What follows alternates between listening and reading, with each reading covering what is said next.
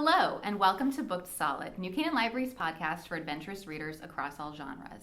I'm your host, Kathleen, a collections librarian. I'm your host, James, an adult services librarian. And I'm your host, Kat, a children's librarian. And this is our Season 6 premiere. We are reading James by Percival Everett, and we're so excited to be back. Stick around until the end of the episode where we announce our fall schedule and the full lineup of books that we will be reading, so you can read along with us. All right, and let me just give a quick intro to the book. So readers might be familiar with Mark Twain's classic, The Adventures of Huckleberry Finn, which was the story of two runaways, the titular Huckleberry Finn, who was hiding from his father, and Jim, an enslaved man on the run after learning that he is to be sold to another owner. In Percival Everett's James, Jim's story takes center stage and reimagines his journey down the Mississippi River with Huck in radical new ways.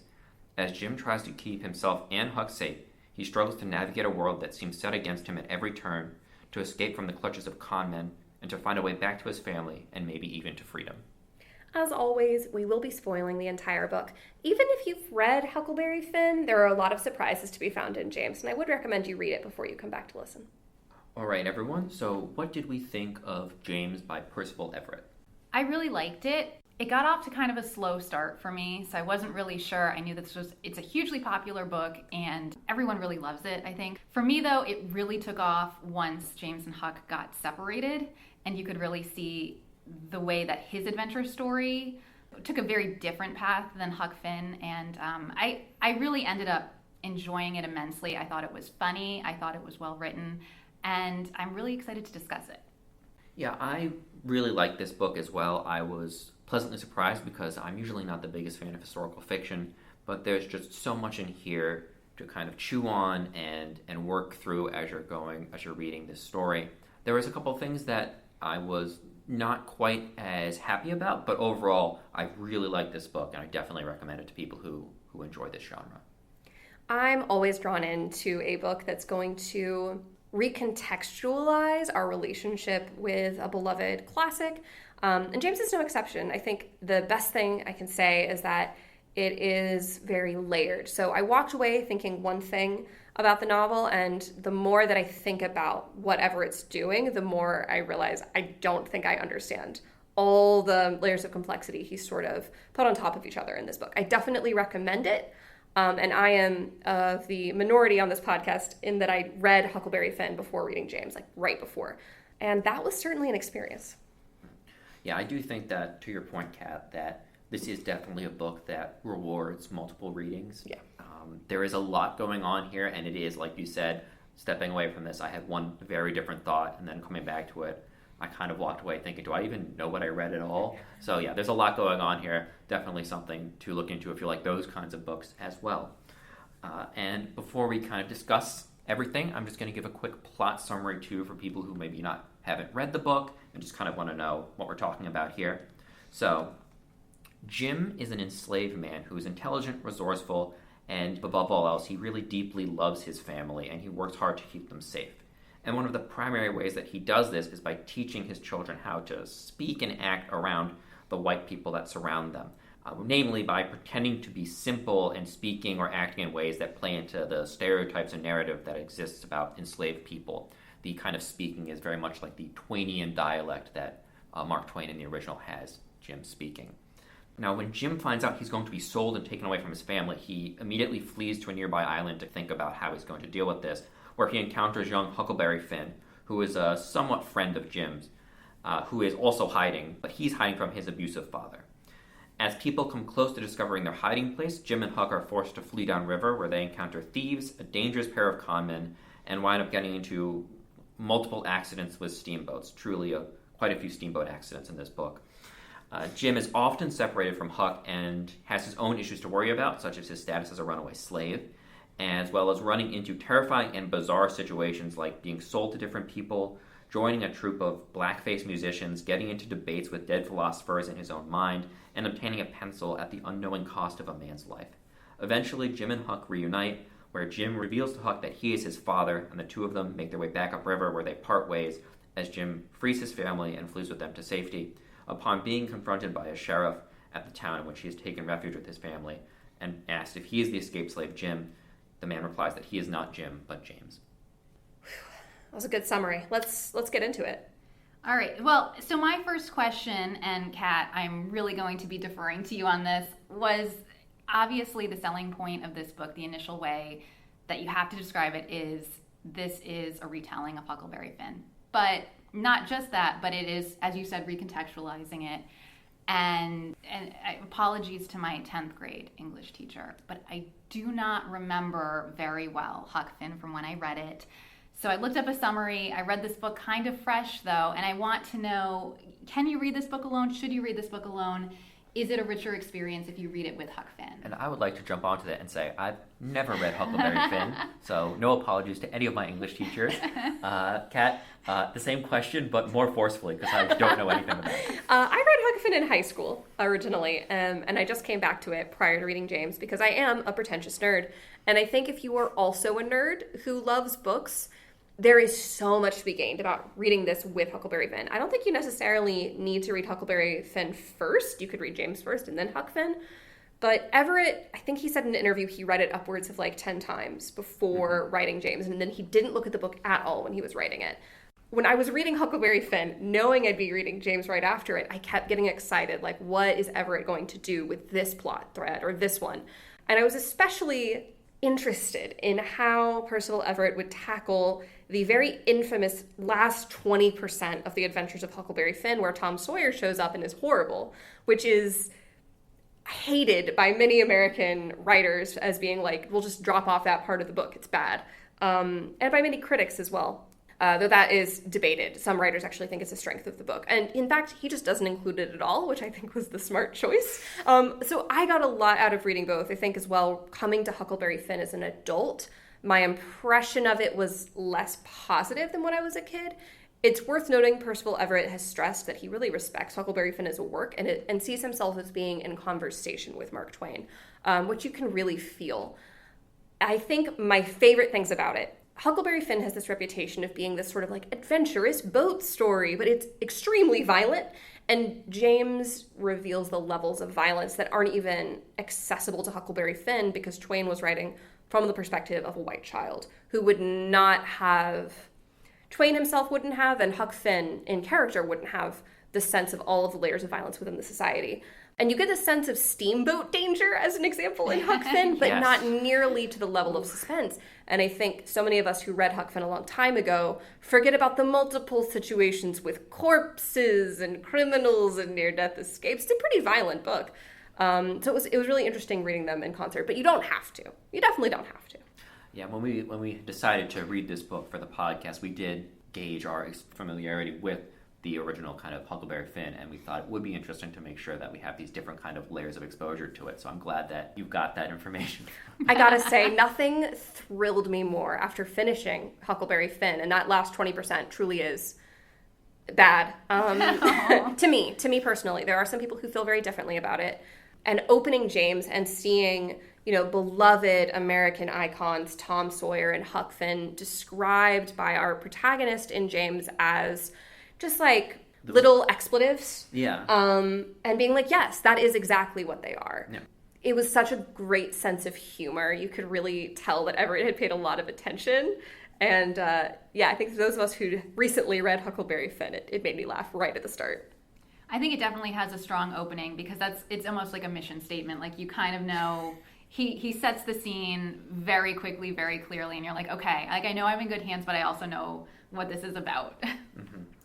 I think it's important to really kind of reiterate too, Kat, like you were saying, like Everett in interviews, he's talked a lot about how when he was approaching writing this, that he does, it seems like he does really respect the original, the text. He says that he considers it to be like one of the first texts he encountered that wasn't about slavery. It was instead about an enslaved individual, and how Huck is like this adolescent American who's kind of making his way through his own landscape, trying to grapple with this very huge aspect of American civilization and society, of this, slavery and its impact on people, on a person who he considers his friend. He's grappling with, am I committing a crime? Am I doing the wrong thing by helping my friend? Even though it feels like it's the right thing, but am I doing the wrong thing because of the law and stuff like that? So the book does not read as if Everett is coming to this like, I'm going to fix this one for sure. It feels like, even as someone who hasn't read Huckleberry Finn, it felt very much like it was a back and forth between something that maybe I didn't have access to because I had it's truly a piece of, of conversation, one writer talking to another across centuries. And I really respect the original Huckleberry Finn, and it's so exciting. It's almost like watching the two of them have a conversation that's way too smart for me. I think it is very fun, like you said, that conversation aspect. And, I've seen interviews and it just seems like such a wild concept to me. The idea of, oh, could this book replace Huckleberry Finn? Well, of course not. I mean, reading both really is, based on what you've said, the ideal experience of it. And, it's not an active replacement. It's just Percival Everett is telling the story that Twain could never tell. Speaking of writing and language and the importance of it, we should probably talk about one of the key techniques, I might say, the book uses to discuss everything happening. Twain pretty infamously opens Huckleberry Finn by saying that the dialect he writes in for both Black characters and also like white rural characters is based on real experience and notes he took. It's a very infamous start. And Everett, I would say, pokes fun at that, to put it lightly. Yes.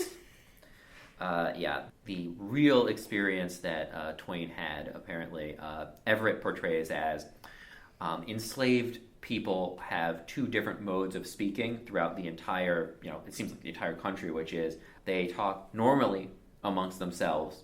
They talk with perfect diction, perfect grammar, perfect, American English standard writing. High-level vocabulary. Exactly, yep, high-level vocabulary, educated. And then the second a white person comes in, they are full Mark Twain, just nonsense, like stereotypical dialects and all this kinds of stuff. And it's really interesting the way the book handles those situations, because I would say primarily it leans on it for comedy. Mm-hmm. There's a moment early on where James is talking to a fellow enslaved person named Luke, and they're talking about just slavery and how, if enough people do a crime, then it's not really a crime. It's impossible to punish. They're talking about slavery broadly, but more specifically about a hanging that happened. Mm-hmm. And then a white guy wanders by, and they're trying to still talk about what they're talking about, but they just layer it in ridiculous nonsense, roundabout speaking that is completely impenetrable. And then they eventually basically prime the guy to go get drunk later. And it's just like, that's the kind of way it really works in this book. There's not really too much, I'd say, plot development that goes on around with like the code switching. It doesn't really happen like in a way to make the narrative go forward in that way. It's kind of like a background detail that you're always aware of. It introduces the reader to this early on, so it makes you feel like you are in on the joke. Yes, and then you realize how many more jokes you're missing, I think is part of the book. I also will say it's used subtly to indicate a change in James's character or how he relates to the people around him. So a white character is approaching when he switched dialect with other people, or how he feels about Huck when he slips up and speaks completely normally to him. And Huck's like, why are you talking like that? And I appreciated that it wasn't always pointed out to us in the text. It just happens sometimes, and Everett expects the reader to be smart enough to pick up on it, which I appreciate. Yeah, I think, I was going to maybe disagree a little bit with you on that it just feels purely like comedy, which I think it does initially. I think the reveal of it is, it is funny and it is a nice touch, and I'm like, oh, okay, I see where this is going. But I think maybe a little bit to Kat's point as well, over time we do see nuanced little subtle details, and then I think it is used maybe in what I would call a plot-specific way towards the very end. So we are seeing him eventually reveal how he speaks to Huck, not when he's kind of hallucinating from a snake bite, but he consciously makes the decision to reveal how he speaks to Huck and to explain that. And then he also reveals it to a few other characters who he doesn't feel as kindly about, because they are certainly not kind to him. So in the scene where he kills Hopkins, he reveals his real way of speaking to Hopkins, and Hopkins is completely baffled.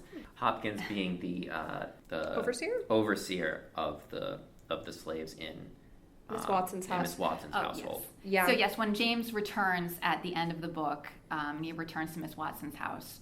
He encounters Hopkins, the overseer. He's trying to find out what happened to his family. And then he leads Hopkins out to the island from the beginning of the story, and he's a really bad dude. So James makes this decision in this moment that he's going to kill him. And that's actually how he gets the gun that he has at the end. So it's also very plot specific in that way. But I think it's really interesting that he reveals himself in these two different ways. One way to Huck, which is a positive way, revealing something true about himself. And then to kind of have this big, terrifying in a way, revelation to these characters who are very brutal. So Hopkins is the first one, and then he has a big monologue with Judge Thatcher at the end. And both men really don't understand what is happening because it's so outside what they can fathom. You know, I'm thinking back on it. I do think that the original use of it is more leaned on for kind of the comedic element, and then possibly just kind of describing a untenable, horrific situation in which showing any kind of intelligence might be perceived as existentially dangerous. Yes. However, I do also, thinking back on it, when it is used for the narrative, as a narrative element, I think it does work really well. Like with Huck, I remember the first time I believe he's hallucinating from a snake bite and he's speaking kind of normally as he would, and Huck's like, you're talking weird. Yeah. Then there's also the time where he's talking to Huck on the boat and he's talking like normally as he usually would, and Huck's like, what's going on with it? And then he corrects himself. And then I think the final reveal to Huck is they think Huck is kind of sleeping, but James doesn't really care about that. He's like, it's fine, we can talk normally around him. And then Huck fully wakes up and is like, you have to tell me what's going on with this because this is really weird. And then he kind of reveals the whole thing to him. But then I do also, especially with Hopkins and I believe Judge Thatcher is the other person that the people who he doesn't trust, and he's using it as a weapon to confront them with the kind of reality of the situation of what's going on. He definitely doesn't, as a character, does not respect Hopkins like at all. But Thatcher is an interesting character to reveal to because Thatcher is kind of like the quote unquote good master. Like people say like Thatcher is pretty generous and normal, like as of the slave owner, but the way that James encounters him and uses the fact that he fully has a gun on him, and the thing that Thatcher is latching onto is not, you are pointing a gun at me, it is, why are you speaking like that? That is the thing that is scaring him the most, because he expects the gun, whatever else is happening right now, he's like, I can't even imagine what's happening right now. And that was a really excellent use of the code switching there. Absolutely. I think another way the narrative turns it on its head is like, it's used for comedy, and then we encounter the minstrel troupe, who are using that language that has been used basically to keep themselves safe and turning it to profit from it in front of white crowds, which it's worth noting, I didn't know while reading the book, but discovered later that Daniel Decatur Emmett, who is the leader of the minstrel troupe in the book, is a real man who existed, who is credited with having started the first blackface minstrel troupe in the United States. So it was really interesting to see that switch, and that whole sequence. James as a character feels a lot of fear because Emmett begins in this way of being like, well, no, I hired you for this job and maybe I'll pay you one of these days, and seems to treat him with more normalcy than any other white character we've seen in the book, and of course then reveals himself to be self-serving. Yes. Who is only going to be kind to James as long as James is cooperative. That is truly one of the most incredible scenarios I've ever read in a book. That is the idea of this man being drafted into a blackface troupe, being forced to put on whiteface and then put blackface on top of that so that he can perform in front of white people who hate him. It is so surreal, and I feel like I have no idea. Reading it was beyond belief. I was just staring at the book in shock. It was one of the funniest, most bizarre things I've ever read. Everett is known for writing within the tradition of black satire, things that were pioneered by books like Invisible Man by Ralph Ellison. And this book showcases that on top of everything else it's doing. He has this short story, Everett does, called The Appropriation of Other Cultures, which plays with similar ideas. It's about a black musician who is heckled during a show into playing Dixieland, the folk song. Oh, yes. And he then decides, well, I'm going to go ahead and take the whole culture. So he starts showing a Confederate flag on his truck and starts saying, no, it's the Black Power symbol. And he convinces enough black people in South Carolina to do this that they remove all the white people start taking their Confederate flags down. It's the similar level of just like completely surreal satire that manages to be both funny and so cutting. Truly masterful. I feel like, speaking of The Invisible Man, there's actually a reference to that in the text. I didn't know it at first, but the scene where in one of the many steamboat accidents in which their vehicle gets destroyed by a steamboat, there's at least 3 in here, maybe there's 4. James and Norman, I believe. Mm-hmm. Norman, who is a black white man who passes for white. They manage to climb onto the steamboat that has destroyed their vehicle, and they find an enslaved person named Brock feeding a boiler in the bowels of this steamboat. And this guy is completely like detached from reality in some ways. Mm-hmm. He's like dedicated his life seemingly to just fueling this boiler, even when they're like, maybe like his master is dead or hasn't shown up. Yeah. And like he's like doesn't really know what's going on at all. And that's a reference to a character in The Invisible Man. I found out later there's a person who is in that book who is kind of like also manages like a boiler and stuff. And I was like completely missed it. So again, like that was one of the first times where I was reading. I was like, oh, there's so many more layers to this. I need to like really get on another level. I feel like you could have a syllabus that ends with James at the end. Yes. Right? Like a coursework of books that are in conversation with another that lead to this one. Mm-hmm. This book is, we have to read it, a very funny book. There's a lot of philosophical stuff going on. He's having conversations with Voltaire, John Locke, a philosophical construct of, I think Voltaire is like the third philosopher he speaks to is like a philosophical construct of Voltaire's own day or whatever. But it's also really funny. The revival scene in particular is one of the absolute highlights. We didn't talk much about the King and the Duke, who are the common from the original Huck Finn novel, who are, I will say, both funny and terrifying in the original, and I would say the humor and the terror are more present in James. It's very scary. Yeah, but the scene at the revival is funny. I think, James, you wanted to talk about it? Yeah, sure. So they're floating down the river with these conmen who have basically installed themselves on their boat.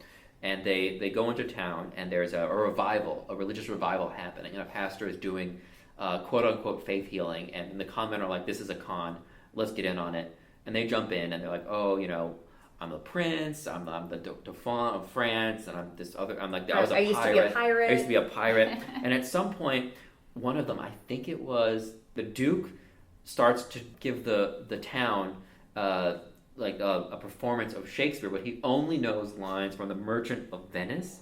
So at one point he's quoting it, and he's just like, I am a Jew, and everyone starts getting really mad at him. They'll like freeze. There's this like pin drop silence, and the king's like, what are you saying? He's like, it's from The Merchant of Venice. I think he says it's the only one I know from Shakespeare, and it's just like it's just a really just comedic just scene of these people stepping in it. They're like, oh, this is I'm in my element, and then they're like kind of misreading the situation of like, what is this society like actually? Like how much can you have any play with the society? And the answer is there's some really bad things going on in the society that they stumbled into right there, and it's very funny. Should we talk about James himself as a character? Sure, yeah. And his character development? I think his change over the course of the narrative, the violence at the end, in addition to just feeling like cathartic, satisfying, it was such a turn from... There are moments where James is very much a character with agency, right? He's making a lot of choices, and also he is getting carried along by the plot. And at the end, the book turns so wildly from Huckleberry Finn, and part of that is because at some point in the book, James says, no, this is what I'm doing. Mm-hmm. And it's almost like he walks away from the plot of Huckleberry Finn in a way that I found to be very satisfying to read. I agree. It was very satisfying to read. That was the part of the book that I actually had the most issues with, but it's only because when he does make that decision, it happens so quickly. The book speeds up like it has never sped up before, and the book to me, reading it, the book felt like it ended the second it happened, and I was like, whoa, I want more of this. It was thrilling for sure, but it went quickly. I think it's definitely a departure. It's a big swing. I did mention, though, that the parts with Huck were never my favorite. So I think to see him again leave Huck at the end and go off on this sort of Liam Neeson in Taken sort of journey where he's like, I'm going to get my family back. He has this gun that, what I think is really funny is when he shows up to get his wife and daughter, he reveals that he doesn't really know how this gun works or if it's even loaded.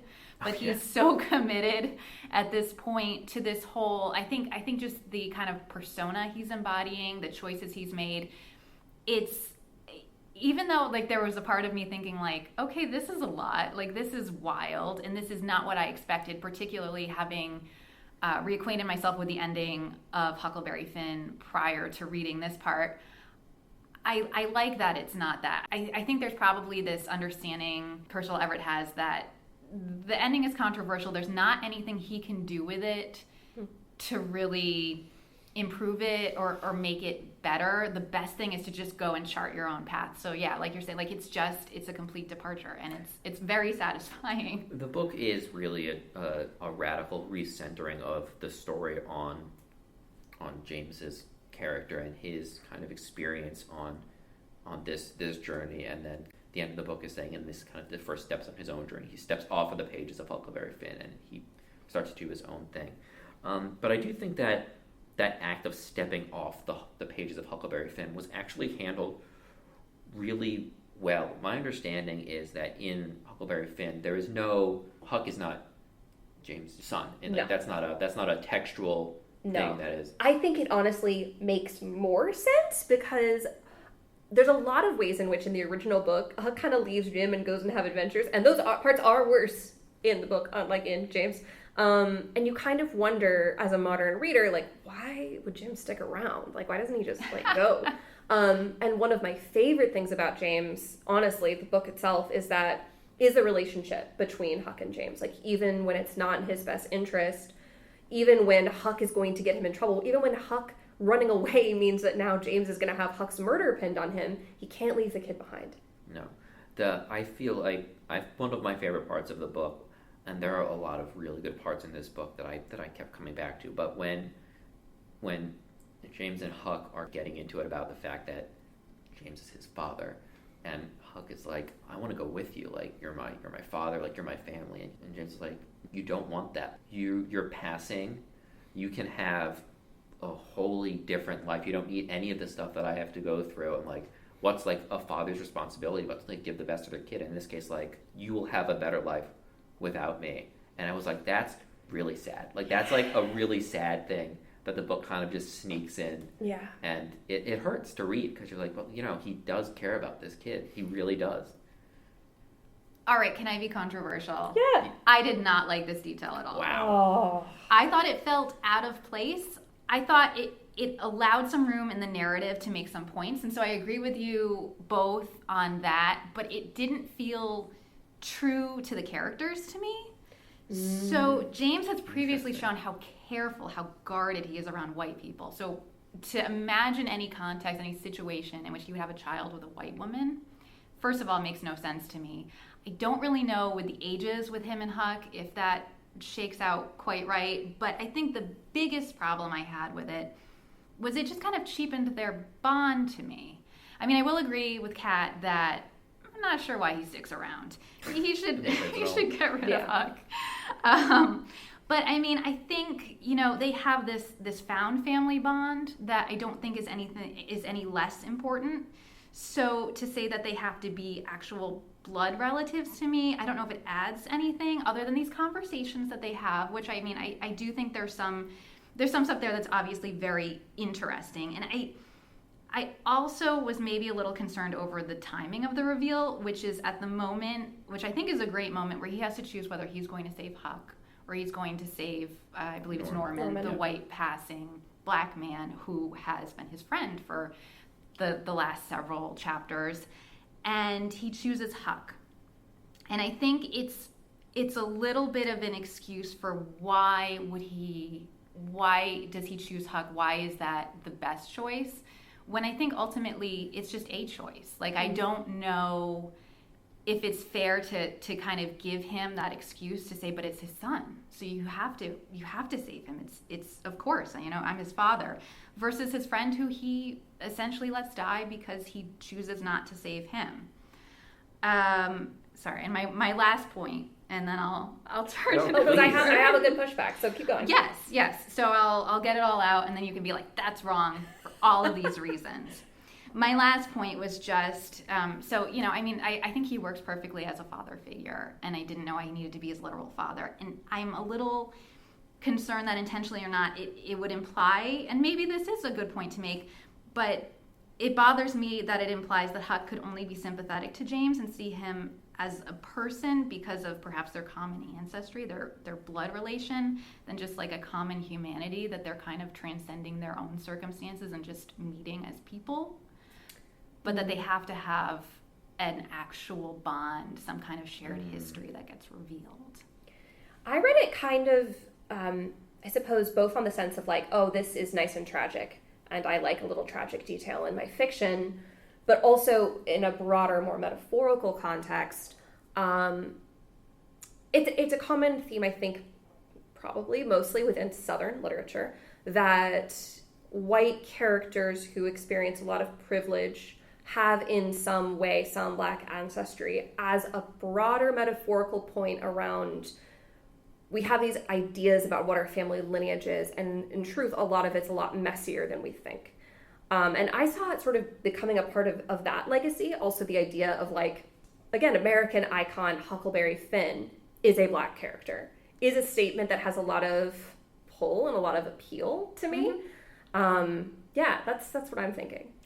When it comes to the timing, too, you said you have like a concern about something like the timing of how some of that stuff would work. That's I'll fair. also note that Percival Everett, he plays with time in this book in an interesting way.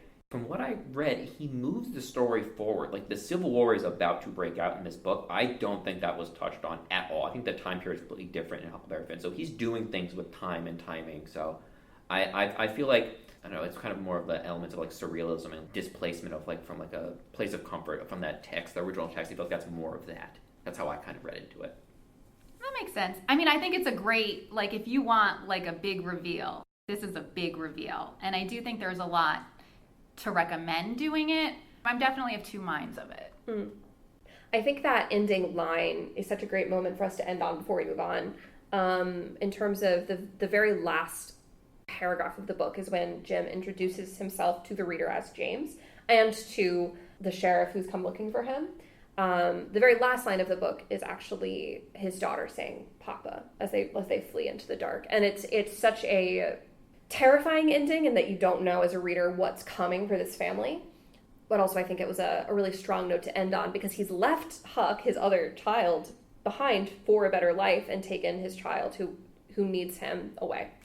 It's a heavy ending, but one that I did really appreciate. I thought that was a really interesting one. I also think it's interesting that is the first time that he ever names himself to, I think, anybody out loud, because he has previously, in text, he has named himself earlier on in the book. Actually, surprisingly early on in the book, he gets a pencil, and using that pencil, he starts to write, and he calls himself James. But then throughout the rest of the book, never introduces himself as James until that very end, where he actually is able to vocalize it.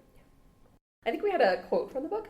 Yes, a quote that I was probably pulled from the book here is, so this is James talking about Judge Thatcher's library, where he has, in the beginning of the book, it's kind of revealed that Miss Watson comes out and it's like, hey, there's some books out of order, like, you're touching that. And he's like, Mrs., what would I even do with a book? But then he's thinking, I had wondered every time I sneaked in there what white people would do to a slave who had learned how to read. What would they do to a slave who had taught the other slaves to read? What would they do to a slave who knew what a hypotenuse was, what irony meant, how retribution was spelled? And the answer, you find out later in the book, is the pencil that he is writing down some of his like travels and thoughts with. The enslaved person who stole that for him, they hang him for it. Yeah. They hang him for a pencil, which they don't even know if he stole or not, because it just went missing. Intelligence is what scares the white characters in the book most. Yes. So if you're in the mood for more books after Percival Everett, we did all pick some read-alikes, which this is a very difficult book to pick a read-alike for. So my first recommendation is actually just more Percival Everett. His 2003, I want to say, novel Erasure was recently adapted into the Oscar-nominated movie American Fiction. So if you're looking for like a book-movie combo, I cannot recommend it enough. Erasure is really brilliant. I would say James is definitely written more accessibly, but Erasure has a lot to offer, especially if you're looking for sort of layers of irony and satire on top of a work that has a lot of tragedy in it. Erasure follows a Black novelist who is very frustrated because his very, how to put this, literary books aren't selling very well. And when he ends up needing money to care for his mother, he decides to take advantage of publishing's tendency, the publishing industry's tendency to publish stereotypical books about Black life. Kind of as a joke. He doesn't think it's going to go anywhere, and then it goes much, much further than he expects. Another book I want to recommend is Washington Black by Essie Adujan. This was, just like James, nominated for the Man Booker Prize. In it, we follow an enslaved character named George Washington Black, who ends up on the run with his former master's brother, who is a white naturalist, an inventor, and an abolitionist, and they take to the skies in this sort of pseudo-airship called a cloud cutter. It is playing on Huck Finn tropes in terms of like the white abolitionist has sort of a father figure relationship with young George Washington Black, and they travel around the world. And the last book I want to recommend is Silver Sparrow by Tayari Jones. If you're looking for Black historical fiction that is not set in this time period, I really recommend Silver Sparrow. It is set in 1980s Atlanta, and we follow two sisters, one of whom knows that they are sisters. She knows that her father has a second wife whose daughter is her new friend. The other sister does not know. It's really, really good. I have one to recommend here. If you like the ending of this book of a kind of desperate escape to freedom, but kind of with like a surreal element, because there's a lot of surreal elements in this book as well. The Underground Railroad by Colson Whitehead might be something you'd be interested in. That is about Cora, who is a woman who is enslaved, and she's trying to make her way to freedom. And the book kind of covers the issues that she encounters along the way, pushing back on society, finding communities, and trying to figure out what's going on in those communities, and feeling the pushback of freed and escaped slaves. It's actually fairly complex, but there are, again, real elements, because the way in which she's making her escape is through a literal underground railroad. There are underground, under-the-earth railway stations leading from slave states towards freedom. If you're looking for an accessible work of literary fiction, this is a great one to try out. Last up, if you like the retelling aspect of James, and particularly if you like retellings that kind of recontextualize and subvert the original text in interesting ways, I recommend The Ballad of Black Tom by Victor LaValle. So this is a retelling of The Horror at Red Hook by H.P. Lovecraft. As you can imagine, as James can imagine, clearly. H.P. Lovecraft, a famous guy who had famously interesting opinions on all peoples and races. Right. Horrifically xenophobic, racist, H.P. Lovecraft. This is a retelling of a text that is, in fact, offensive, but this kind of classic of the genre. So Victor LaValle takes this and he really subverts it by imbuing a black man with the power to summon the old ones, is kind of the premise of this. So in this one, Charles Thomas Tester is a young man in Harlem who's just trying to get by, kind of hustling with different jobs. He's not a very good musician, but he gets hired by this man to go to his house, and he's supposed to be playing the guitar for him. But there's all this kind of weird stuff that he notices about him. He's just delivered this occult tome to a sorceress. Things are kind of escalating in this world that he's gotten into, and as he goes to the home to figure out what's going on, a bit of a spoiler, this man is into some really messed up stuff. So you find out what goes on with Charles Thomas Tester. He opens a door to a deeper realm of magic that maybe should have been left sleeping, and he opens himself up to this world, and it's really fascinating to find out what Victor LaValle does. You can see the threads of the original text, but he takes it in a very different direction as well, and it's a fascinating story. I really love The Ballad of Black Tom. It's a great book. Speaking of great books, this is the premiere of season 6, so we're going to go ahead and announce our lineup of books for the fall. So obviously our September historical fiction pick was James by Percival Everett.